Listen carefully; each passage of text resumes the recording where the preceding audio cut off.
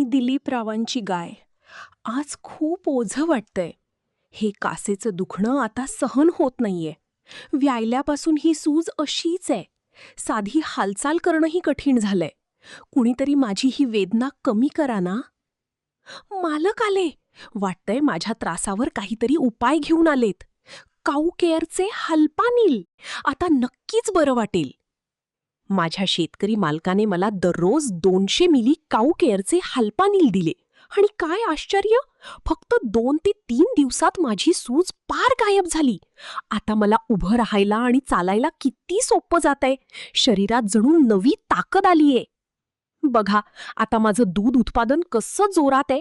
दुधात कोणतीही घट नाही आणि दर्जाही वाढलाय. मी आनंदी तर माझा शेतकरी मालकही सुखी.